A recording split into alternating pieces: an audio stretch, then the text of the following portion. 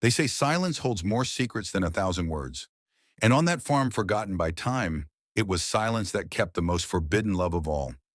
Clara was the daughter of the master of the house, skin as fair as the lace on her dresses, raised to become the wife of a wealthy man, the mother of obedient children, the lady of vast lands. Joan was a slave of the household, born on the plantation, a man of few words and many thoughts. He knew his place. He knew that a single misplaced glance could cost him everything. And yet, he looked, and she allowed herself to be seen. Since childhood, they had lived in the same spaces, but in opposite worlds. She among embroidery and French lessons, he among buckets, commands, and punishments he learned to avoid with silence and cleverness. When she cried alone in the garden, it was Joam who left a flower on the bench. When he fell ill, it was Clara who sent tea. No name, just care. They never spoke of it, never said I love you, but they didn't need to. The time between one glance and another said it all. As the years passed, what had been affection became silent passion. Her eyes sought him among the lined-up slaves. His steps slowed near her window, and no one noticed, or pretended not to. Until the day when a stray word, a suspicion, a misplaced whisper, brought everything to light. That afternoon, the heavy sky seemed to sense it. The wind carried more than dust. It brought truth, and truth, when it arrives, does not knock on the door. It breaks it down. The colonel found out, and the silence that had protected that love for so long became an accusation. But before that, before the scandal, before the punishment, there was a moment, a fleeting instant made of nothing but gazes and restrained longing, in which Clara and Joan knew what they felt could no longer live in the dark. They loved each other, and the world was about to find out. The Santa Amelia plantation was nestled between hills and mists, where time seemed to move slower, and the seasons obeyed the rhythm of the chapel bells and the overseer's shouts. It was a vast estate, the inheritance of 4 generations of landowners, with endless rows of coffee, a rustic mill always smoking, and a white masonry manor house that stood like a silent castle over everything and everyone. There, everything had its place and purpose. Everything was expected, except what happened between Clara and Joan. Clara was born there, among hand-embroidered cradles and promises made before she even opened her eyes. The only daughter of Colonel Bento, a stern man, feared both by his enslaved people and his own neighbors. A man of harsh words, hypocritical religiosity, and a sense of honor that allowed no blemishes, especially not on his bloodline. Clara grew up surrounded by care, maids, tutors, godmothers, and suitors chosen from an early age.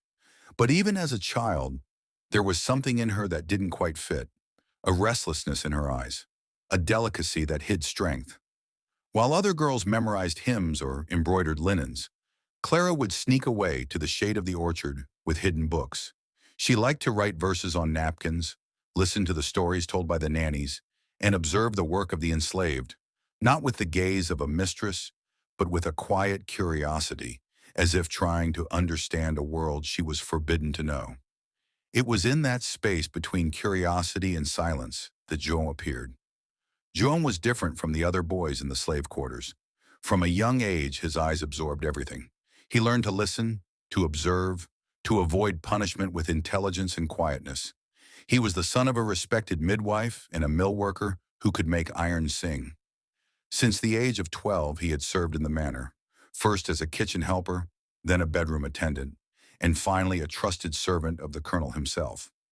Joan knew the weight of every step he took. He knew he couldn't stand out too much, nor disappear entirely. Living was a balance between invisibility and efficiency. But there was one thing he couldn't hide, the way he looked at Clara. At first, it was just quick, respectful glances from a boy who admired the young lady of the house. But over time, as they both grew, those glances became longer, deeper, full of things that could not be spoken. And Clara, instead of pulling away, responded, discreetly, with the corner of her eyes, with imperceptible smiles, with small gestures only Joan understood.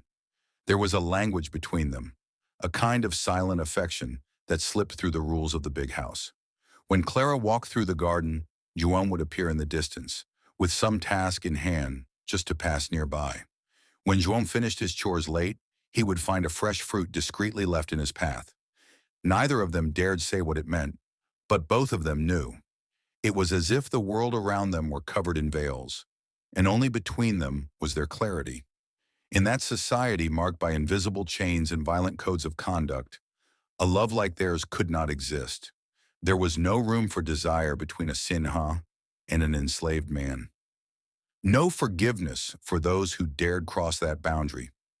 But what do you do when a feeling grows inside the soul like a root in fertile soil?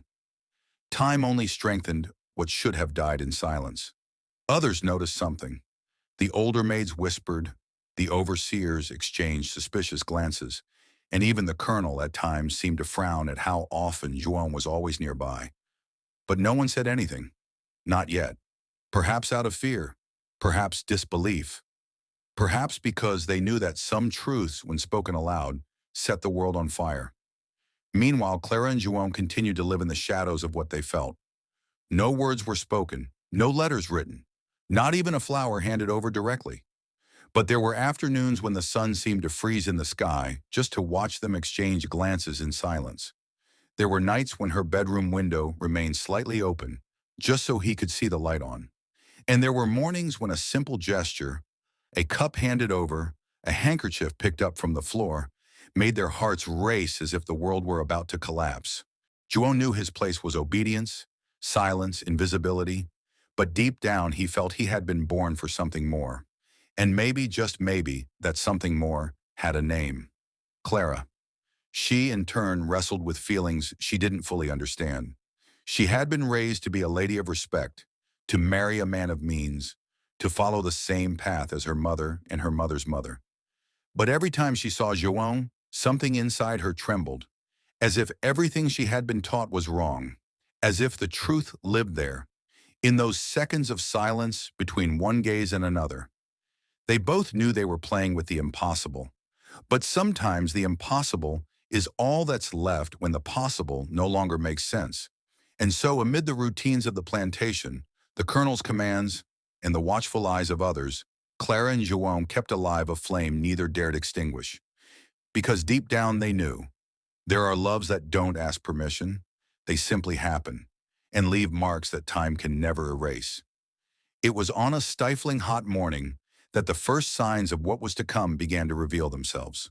The colonel had woken up in a foul mood, as he often did, irritated by the delay of a coffee shipment. Clara, who had learned to avoid him when the day dawned dark on the inside, chose to remain in her room, secretly reading a book of poetry she had borrowed from the library without her father's knowledge. Joan, as always, did his work discreetly, walking the halls with light steps, as if apologizing for existing. But that day something changed.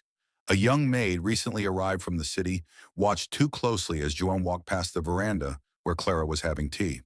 He lowered his head as usual, but Clara, for a second, let her gaze rest on him with a tenderness that was neither expected nor allowed. The girl noticed. She said nothing at that moment, but she stored the scene like someone holding a stone, waiting for the right moment to throw it. By late afternoon, Clara went to the old orchard on the estate, a place rarely visited. There, among aging trees and leaf-covered benches, she and Joan had exchanged their first words years ago. Nothing more than a whispered good morning, but one that had echoed in both their chests for days. Now Clara carried a small notebook with her. She wanted to show Joan a poem she had written, something symbolic, a quiet gesture like so many others between them. Joan arrived a few minutes later, carrying a bucket as an excuse to be there. When he saw her, his heart raced. She looked at him with that same indecipherable sparkle in her eyes, held out the notebook, but he hesitated. To look at her there, so close, so serene. It was as if the world stopped spinning for a moment. He took the notebook, flipped through it gently, and then, for the first time in a long while, he smiled. "It's beautiful, what you write, miss." Clara said nothing, but her eyes spoke volumes. And in that silence, for the first time, the space between them felt too small for what they felt. But the joy of that moment didn't last. By the end of the day, the young maid went to the housekeeper. She said she had seen something improper between Clara and the slave. The housekeeper, a strict woman loyal to the colonel, felt her blood run cold. She knew that if it were true, Or even if it merely seemed true, everything could collapse. The honor of the house, the daughter's reputation, the colonel's control, all at risk because of a love that could never exist. The next day, the glances began to change. Joan noticed first. The overseer, who had once treated him with a certain trust, now watched him with narrowed, suspicious eyes. Clara noticed too. The whispers among the maids grew louder. The murmurs at dinner intensified. And for the first time, she felt fear. Real fear. Not fear of punishment, but fear that everything would be exposed. She tried to pull away. For days, she avoided the places where she knew Joan would pass. She sent other maids to deliver messages, pretended to have headaches so she wouldn't go down to the veranda, faked disinterest. But Joan understood and respected it. He knew it was the survival instinct of someone who had always lived under her father's rules. He knew that silence in that moment was the only shield left. But the heart does not lie. One afternoon, Clara was summoned to the colonel's office. His face was stern, hands trembling around a glass of cachaça. On the desk, an anonymous letter. Someone, no one knew who, had written to denounce that the young lady was exchanging indecent looks with a house slave. The handwriting was disguised, but the poison was clear. The colonel, torn between rage and disbelief, demanded an explanation. He shouted, threatened, slammed his fist on the table. Clara tried to deny it, tried to escape through words, but there was something in her expression that her father noticed. It wasn't guilt. It was love. And to him, love was even more unforgivable than sin. That same night, Clara was forbidden to leave her room, and Joan was summoned to the whipping post, not to be beaten, but to be warned he would be sold. He was to leave the estate at sunrise. The news spread like wildfire through dry straw. The enslaved whispered. The maids wept, but no one dared intervene. In the slave quarters, Joan spent the night in silence. He knew it was the end of the little he had built, but he didn't regret the love. He only regretted not having more time to say what he had always wanted. In the big house, Clara cried without stopping. What would become of him? Where would they take him? What if she never saw him again? When dawn fell and everything seemed sealed, Clara made a decision that would change everything. In the darkness of the early morning, the big house slept restlessly. The colonel had locked Clara's door with his own hands, not as if imprisoning a daughter, but as if sealing away a secret. Out in the yard, Joan remained awake, tied in a symbolic way near the cart that would take him away at sunrise. There was no need to bind his hands. The weight of condemnation was enough. He wouldn't run. He wasn't a coward. But within him, a silent battle raged between resignation and the memory of her face. Clara lay in bed, hearing the housekeeper's footsteps pacing the corridor. Her chest felt tight, as if the air had turned to stone. Never in her life had she felt so much rage, not at her father, but at herself, for letting fear speak louder, for believing that silence would protect them forever, and for never saying, in clear and certain words, "I love you, Joan." Outside, the sky began to lighten. The first roosters crowed. The cart was being prepared. But before the overseer appeared to take Joan, Clara was already at the door of the slave quarters, barefoot, hair loose, wearing a white nightgown that looked more like armor made of courage. Everyone who saw her at that moment forgot to breathe. She walked directly to Joan, and for the first time in front of everyone, enslaved people, servants, overseers, even the colonel who rushed down after hearing the murmurs, she took his hand. It wasn't a timid gesture. It was a gesture of rupture, a gesture of love and defiance. "If he leaves," she said, her voice firm, though trembling, "then I will go with him." A vast silence opened among everyone. The birds fell quiet. Even the wind seemed to pause to hear those words. The colonel arrived panting, eyes wide, face flushed red. For a moment he was speechless, but then he regained his breath. "Have you gone mad, Clara? Lost your mind? Do you know what this means? Do you know what the world will say?" She didn't blink, didn't tremble. She simply answered, "The world talks too much already. I'm tired of living in silence." Joan tried to understand what was happening, her hand gripping his, her decision, her courage. Was this a miracle or a tragedy, or both at once? The colonel ordered the overseers to take Clara back to her room, but no one moved. It was as if something greater than commands hung in the air, as if, for one rare moment, courage had infected even the most submissive. One of the older enslaved men murmured, "The young lady has chosen," and that was enough to render the colonel's words powerless. Not knowing what to do, the old man ordered everyone to disperse. He yelled for Juon to return to the quarters, and for the first time in years, his shouts rang hollow. He was no longer in control. That morning, Juon didn't leave, but he didn't return to his duties either. He was confined for days. So was Clara. The atmosphere on the plantation grew thick and heavy. The news spread through the village with the speed of venomous gossip. It was whispered in markets, in churches, in sacred yards. The colonel's daughter in love with a slave. A scandal that cracked the very foundation of what was considered normal. But even in isolation, Clara and Juon knew something had changed. The silence between them no longer existed, and the fear that once silenced them had now made way for courage. The courage to love, the courage to face it all, the courage to hide no longer. On the night of the fourth day, Clara managed to send Juon a secret note. It said only, "Whatever happens, I won't go back. Life is only one, and my love for you is the truest part of my existence." Juon read those words with tears in his eyes. He was no longer just an obedient servant, and she was no longer just a girl of the house. Together they were the spark of something that could change everything. And the colonel, he knew it. He knew he couldn't sell Juon now without staining the family name even further. He knew punishing Clara would draw hatred, and deep down, he feared what he despised most, losing control over his own world. So he decided to keep everything quiet, pretend nothing had happened. But the truth had already been born, and truth once born never dies. Weeks had passed since the day Clara, in front of everyone, took Juon's hand and stood up to her father. Since then, the plantation seemed to walk on tiptoe. The whispers were still there, but more restrained. The judging stares remained, but with less boldness.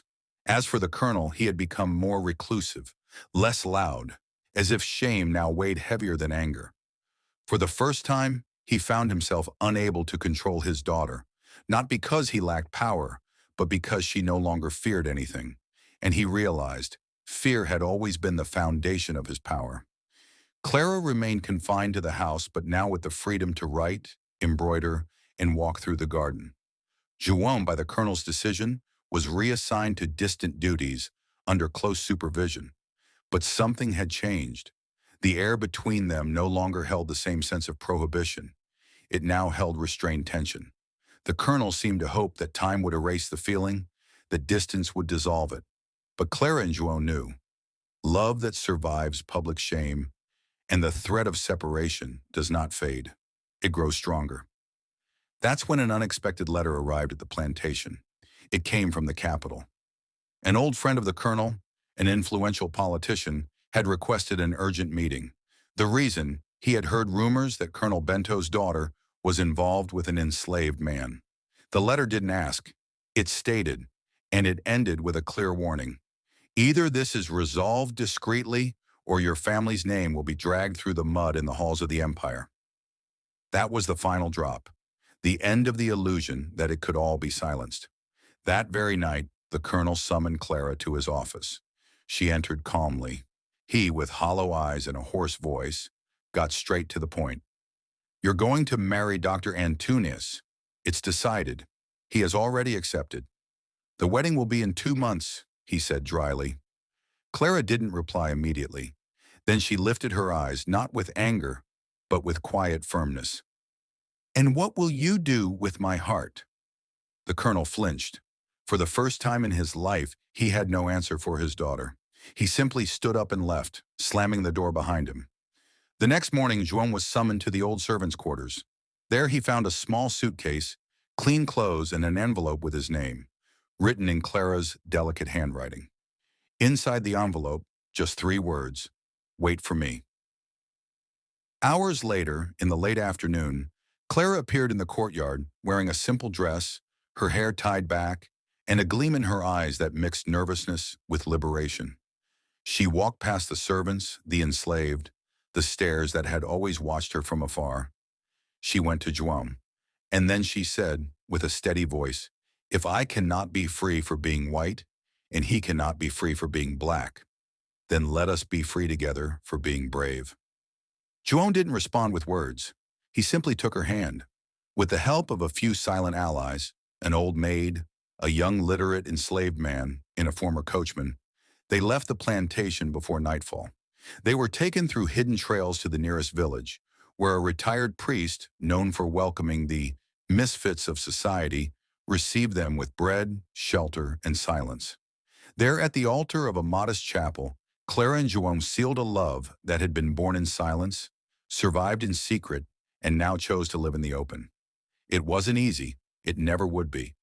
Life outside the plantation brought hardships, suspicious glances, and trials, but it also brought the freedom to walk side by side without hiding their steps. Clara left behind the comfort of an imposing house, but gained the peace of a home built on truth. Joan, who had been born in chains, could now choose his own paths, and the first of those was to love without fear. The colonel never forgave, but over time he grew silent. The shame of being defeated by his own daughter weighed heavier than pride. And though he never visited them, he sent a monthly sum, silently admitting, in his own way, she had won. Clara and Joan built a small school in the village. They welcomed children of former slaves, of farm workers, of single mothers. There they taught letters, numbers, and courage. The courage to live a life worth telling. Because in the end, their story wasn't about scandal. It was about choice, about breaking what seemed unbreakable, about turning silence into voice and shame into hope. Do you believe that true love can defy even the highest walls? Then don't let this story die in silence. Like, comment, and share, because every story of courage deserves to be told.